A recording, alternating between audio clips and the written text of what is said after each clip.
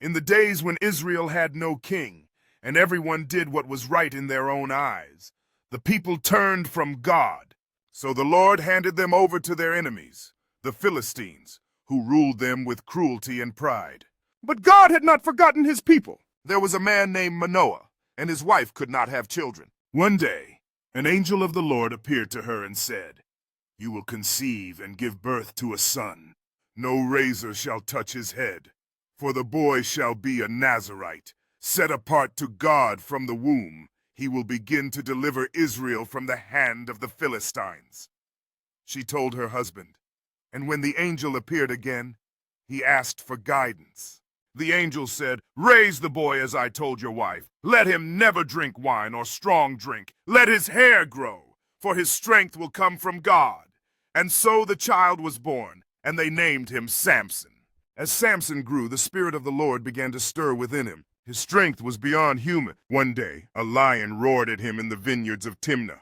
With his bare hands, Samson tore it apart like it was nothing. Later, he found bees and honey in its carcass, and made a riddle of it to mock his enemies. He once caught 300 foxes, tied their tails together with torches, and let them loose in the Philistine fields, burning their crops.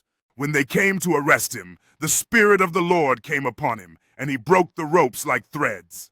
He found a donkey's jawbone, and with it he struck down 1,000 Philistines. Afterward, exhausted, he cried out, "You have given your servant this great victory. Shall I now die of thirst?" God split a hollow place, and water flowed. Samson drank and revived, for God was still with him. But Samson had a weakness. He loved the wrong women. He went to Gaza and spent a night with a prostitute. The Philistines planned to kill him at dawn, but he left at midnight, tore the city gates from their hinges, and carried them to a hilltop miles away. Then came Delilah. She was beautiful, cunning, and deadly. The Philistines bribed her with silver to find the secret of Samson's strength. "Tell me," she whispered, "how can you be bound and defeated?" 3 times Samson tricked her, but she wore him down, nagging day and night. At last he gave in. "No razor has touched my head," he said. "If I am shaved, I will become as weak as any other man." Delilah lulled him to sleep. His hair was cut. The Lord departed from him. His strength was gone. The Philistines seized him, gouged out his eyes, and chained him in bronze shackles. He became a blind grinder in their prison, humiliated before the enemies of God. But Samson's story was not over. His hair began to grow again, and with it something else returned. His faith. One day, the Philistines gathered in the great temple of their god Dagon. Over 3,000 men and women watched from the roof and inside, laughing at the blind Hebrew strongman.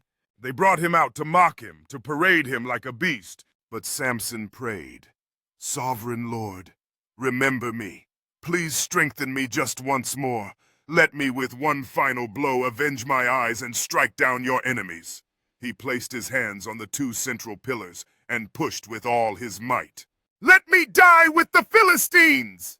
The temple cracked, the stone trembled, and the whole building collapsed, killing everyone inside, including Samson. He killed more in his death than he had in his life. The meaning of Samson's strength, Samson's power, wasn't just in muscle. It was in faith and obedience. His strength came from God, not from hair alone, but from his calling and covenant. When he broke that, he lost everything. But when he turned back to God, even blind, even broken, God heard him. His final act of faith brought victory and redemption. The lesson for us: God can make a person strong beyond measure, not just in body, but in spirit, will, and courage. But that strength is tied to faith. Samson was one man, but he shook a nation. If we have faith, we too can break chains, tear down strongholds, and overcome any enemy. But without faith, strength fades. Pride brings downfall. Disobedience leads to defeat. Yet even then, God restores. If you return with your whole heart like Samson did, God can use your worst moment to bring your greatest victory. Ask in faith, and you will receive, but let no one doubt. For without faith, no one can please God.